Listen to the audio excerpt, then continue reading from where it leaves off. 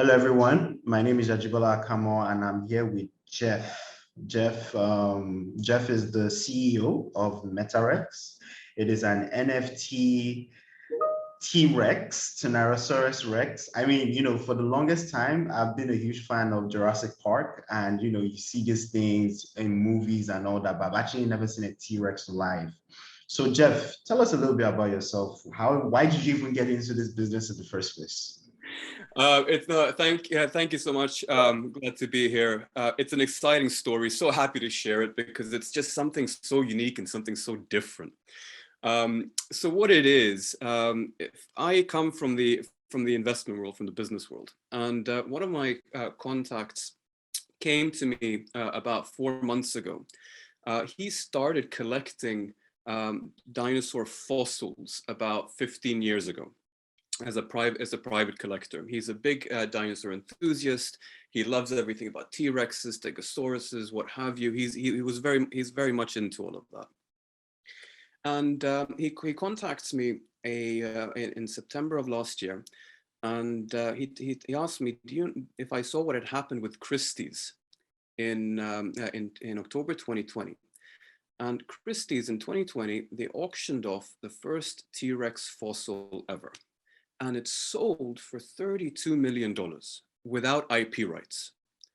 So he came to me and he said, listen, do you know any families that might be interested in buying this and donating it to a museum or doing something with it because it's time for him to offload some of his assets. So I told him, you know what, I can't really go to investors and families and say, well, listen, I can sell you a Rolex watch from this pocket or a T-Rex fossil from that pocket. So that's not something I can do. However, following the sale of Stan for $32 million, there was a big uproar in the academic community. And the academic community were so upset because the billionaires of the world are pushing these prices up to prices that academia cannot afford. Museums cannot afford to pay $32 million for these type of fossils. They don't have this kind of money. So there's a very big gap between private finance owning these extremely valuable and rare dinosaur fossils and the museums and the public where these fossils are supposed to be in the first place. So humanity can study them, use them, research them. These belong to humanity, not to the very wealthy billionaires of the world. So we saw an opportunity here to do something really funky that could not only allow us to acquire a T-Rex to donate, but actually put together a financial perpetual reward back to the academic community. So what we decided to do is to use the power of decentralization that the crypto world gives us. And what we're able to, instead of just using the liquidity from the crypto world, as you know, in 2021, there was a big boom of the interest towards the NFT market. But what do you see in the NFT market today? I'm not judging it, but a lot of it is cartoon characters, it's the Bored Apes, it's all of this stuff, which is great. It's artwork, it's fun, it's got the FOMO, it's got the hype. But how can we take that technology and do something different with it? So what we decided to do was to use the NFT world to crowdfund the acquisition of this T-Rex. So we're raising the money, and we decided to raise the money in order to acquire the T-Rex, which we will ultimately donate to a museum. So we're giving it back to humanity, but we're keeping the IP rights intact for the NFT holders. So this way, it's not like a DAO where people are necessarily where you're just donating money or where there's no real value afterwards. The value remains intact. So basically, what we just said as the first stepping stone, we are taking one of the oldest assets in the world, marrying it with the latest technology of today, being NFTs, and we're bringing the first dinosaur. No, we're bringing the first T-Rex, the apex predator of its time, onto the blockchain. So for all the tech guys out there, every kid is, dreamed to, as a kid, you were dreaming that, you could play with a dinosaur, you could own a dinosaur or what have you. Here we're saying we're decentralizing the ownership of a fossil and we're giving the fossil back to academia. So we're going to donate it back. So that's how we got started with it. But this is just a stepping stone. Before we get into that, one has to look at the utilities of what it is that what actually entails by buying one of our NFTs. Our NFT is not just an image. We've got a certain number of bones that we're acquiring as a part of the fossil, and we've taken each bone and turned it into a 3D image that rotates. So you've got a picture of a rotating bone that which your NFT is linked to, and it's linked through a certificate of authenticity. So what happens is, in terms of utilities, there are a couple of cool things, and I'll start with the most basic one. Can you imagine, once the fossil is in a museum, there will be a QR code scanner right next to the fossil. And by that QR code, if you scan that QR code, your phone will automatically show you what part of the fossil your NFT is tied to. Same thing will go for the museum's website and whatever it is, but that's very basic, but that's a start. The second really cool thing is when you log into our website, there will be a button that says, send me my bone. What does that mean? That means in 2 to 3 weeks from that point, you will receive a box at home. You open up the box and you hear the roar of the TRex.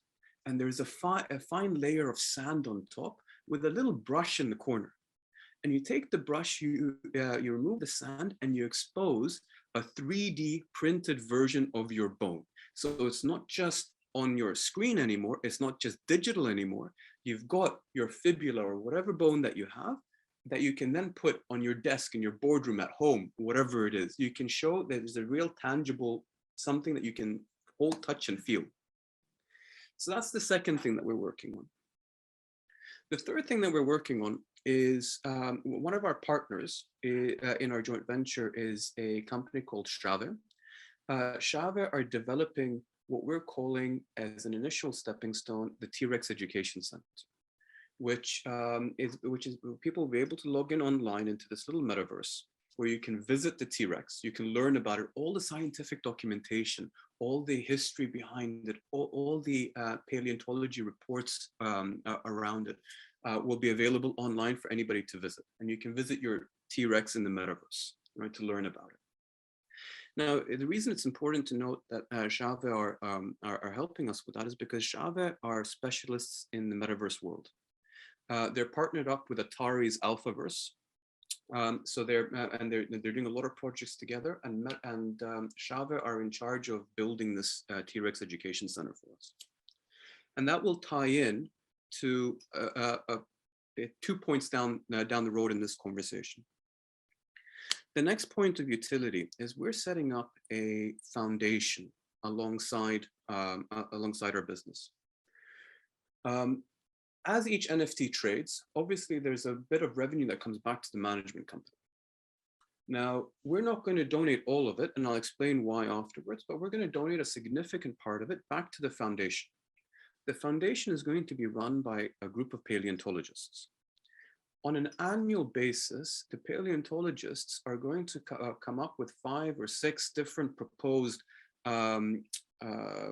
grants to various projects that they deem is worthy of receiving the annual grants from us. And our NFT holders will then be able to read, study about it, and they will be able to vote on which projects the money should go to every year. So what we're doing is not only taking a fossil out of the billionaire's hands and giving it back to humanity using the power of decentralization, but we're setting up recurring revenue streams back to academia. Because this is an age-old problem that paleontology has had, because it's not free. So since the term dinosaur was coined in the 1800s, they've always been reliant on the Rockefellers, on the big money, the people that wanted to have the fossils as trophies and whatever it is. So we're trying to create new and fresh revenue streams giving back to academia. So that's what our core focus is over here. Now, in that same train of thought, can you imagine we have a TRex Education Center, which is what we're using this initial acquisition to launch. But what happens if you then start partnering up with museums who lack funding, museums who don't have enough capital that are relying on donations and whatever it is. These museums have collections of tons of fossils, of different species and everything else. Now, we've started conversations with museums who love our proposal, which is we've gone to them and we've said, listen, you've got these fossils in your collection, but how about we open up new revenue streams for you? Give us the rights to NFT your fossils, allow us to put that into our metaverse, and then we will share our revenue streams with you, opening up new cash flow back to you. We take 50%, they take 50%. And for us, we will use that money to keep building our continued metaverse and let it grow. Now, let me ask you this, as a lover of Jurassic Park, what happens if we start with one TRex in the metaverse, and then we add a Stegosaurus, and we add a third one, a fifth one, a 10th species, a 50th species? What do we end up with? We end up with the first Jurassic metaverse. And that's where the goal is. Because if we can build a Jurassic metaverse, an ecosystem that creates revenue streams back to academia in a perpetual manner, whilst at the same time keeping the value intact for our NFT supporters and our backers, what's not to love about it? We're helping bring cash back to academia. We're taking fossils from the billionaires of the world, give back to humanity. We're doing good while doing something really, really funky and cool. So I'm sorry, I can ramble on about this. I can talk a donkey's legs off about this. That's fine. That's the general overview of what we're trying to achieve. I mean, at the end of the day, having more or less a metaverse Jurassic Park actually makes sense. I mean, it's safer. We're not scared that the animals are going to come to life or anything like that. So I think a metaverse Jurassic Park is actually a really, really catchy headline for that. So I wanted to ask, so let's go down to business as per usual. The first thing is your pre-sale. I saw on the website that you guys will be selling about 32,000 NFTs on the first pre-sale.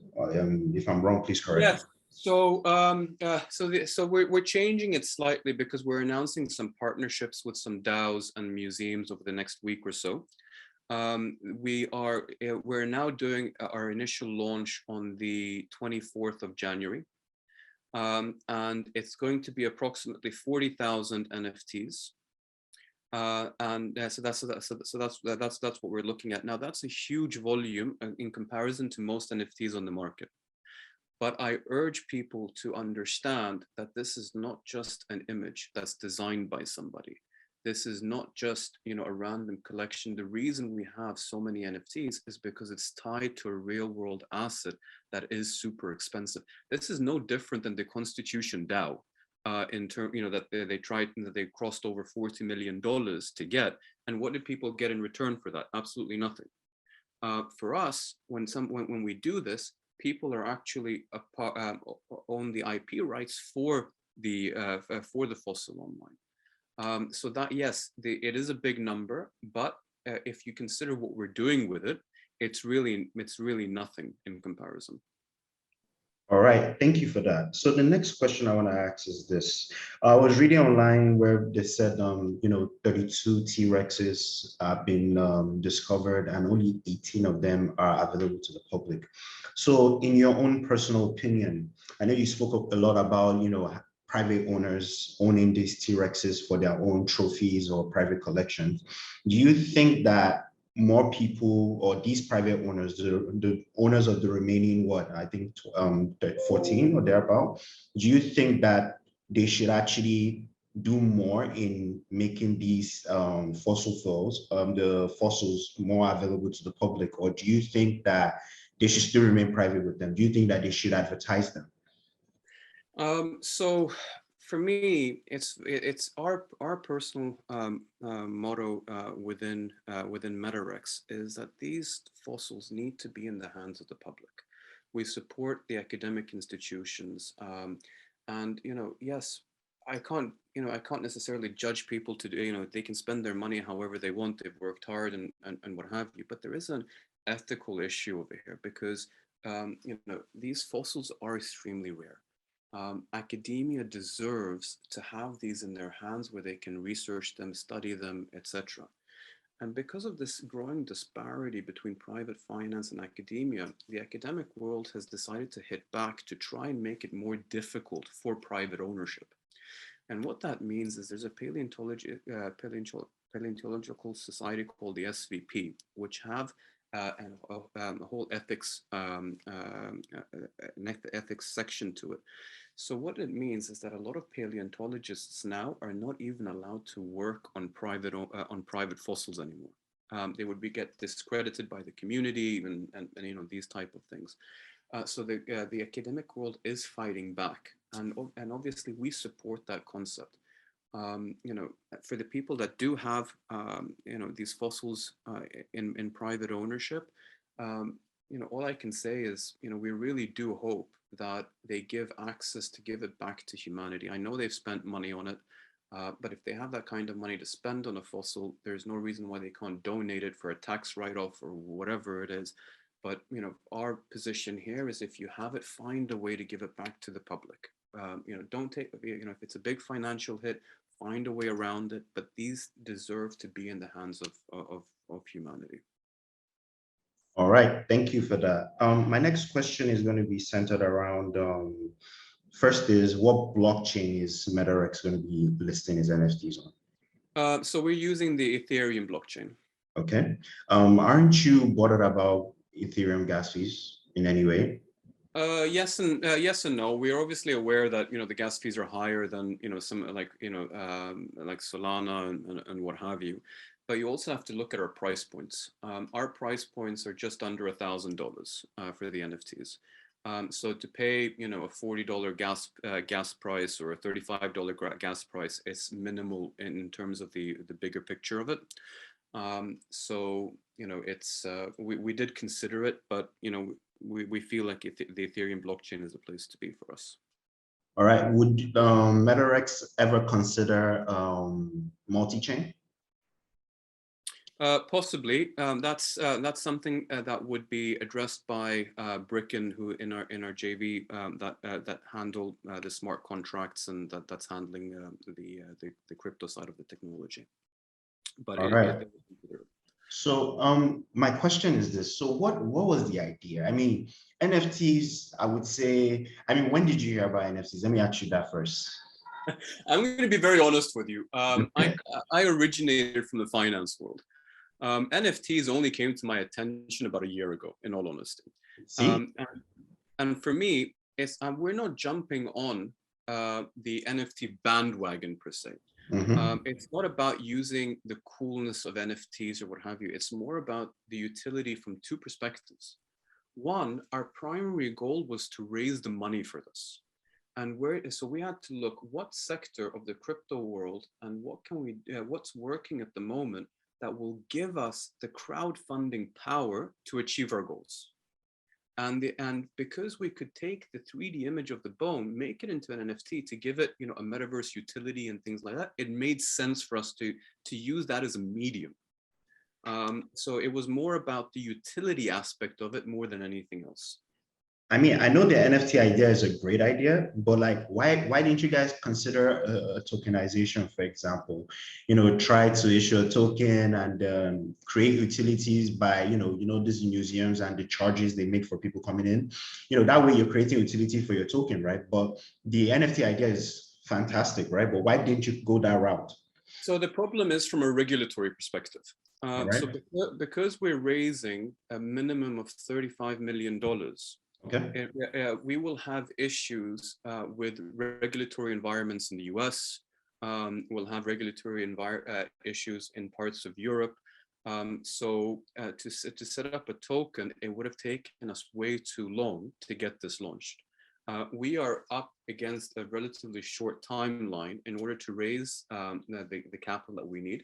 Unlike the Constitution DAO, where it was an auction, we are actually under contract. So we can't lose it, but obviously the more time that goes by, eventually, there might be an issue in a couple of months from now. So that's that.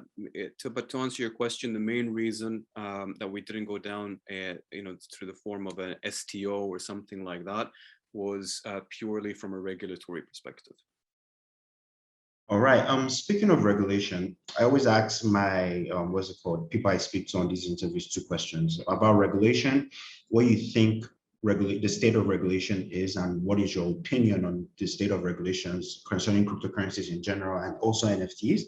And also, I will also ask you your top 5 cryptocurrencies you're looking at or you've bought into currently. So let's take the first one. So what do you think of the current state of regulation, and what do you think can be done better, or what is your opinion basically? So it's a good question.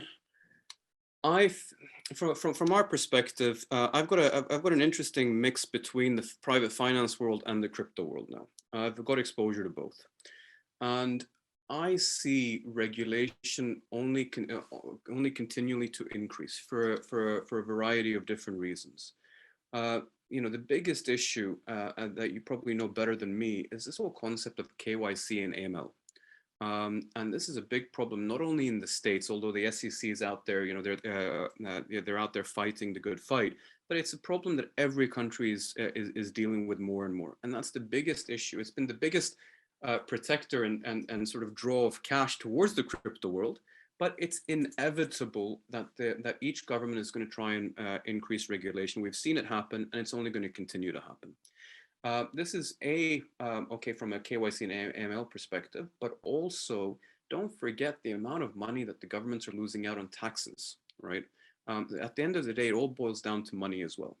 And the more that these cryptocurrencies, like the brokers, the exchanges, and what have you, get regulated and get monitored, there's more declaration, there's more revenue coming back to the various authorities, etc. So I don't see that happening. This is like a golden pot for a lot of the governments to start dipping their hands into. One very interesting thing, and this is going to be very controversial. A lot of my colleagues in the finance world are going to hate me for saying this, but I really believe in blockchain technology. Whether the cryptocurrencies as currencies and volatility and all the rest of it makes sense, maybe it doesn't make sense for a lot of people. But the technology itself is phenomenal. And I really feel that, if you go back 10 years, 15 years, for me to transfer money, across the pond into the US or to Singapore or whatever, it would cost me $25 in SWIFT transfer fees. It would take 2 to 3 days for money to get there. Now with cryptocurrencies, you can send money, 10 minutes later, it's in my friend's bank account already. What does that mean? That means that eventually, I'm not saying tomorrow, I'm not saying in 10 years from now, maybe in 25, 30, 40 years from now, banks are going to be non-existent because they're losing utility, they're losing value in terms of all of this stuff. And the governments see that, so they need to start dipping in to this technology as it's now booming, and in order to create new revenue, because banks have overheads, they have the retail offices, and all this stuff. They will never be able to compete with the crypto house brokerages and everything else that's out there. So they have to start regulating, they have to start monitoring everything now while the industry is in an infancy. So by the time it gets to a stage in 10, 15, 20 years from now, it's not too late for them.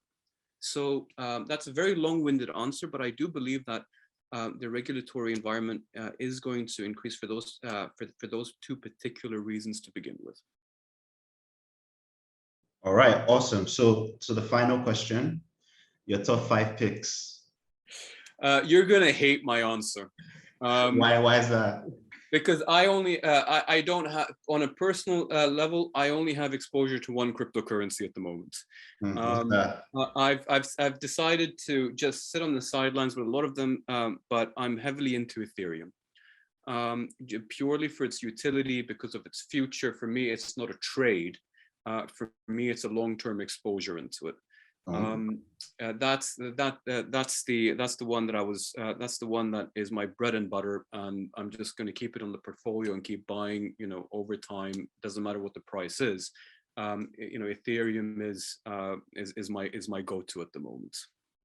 All right, so no other coins, not even No, Bitcoin, really? not even Bitcoin. To be honest with you, I don't have the stomach for the volatility. I believe in the technology. I believe it's the future. But in terms of future value add, and you know, this word I keep using today, utility, I really believe Ethereum is the place to be. All right, so thank you so much for that, Jeff. And thank you for coming on Nairametrics to talk about Metarex. It's a real pleasure to have you on board. And hopefully, you know, in the future, we do more collaborations like this. Thank you so much for your time. It's such a pleasure. I'm so glad to be able to tell the story. So I appreciate your time. All right, thank you.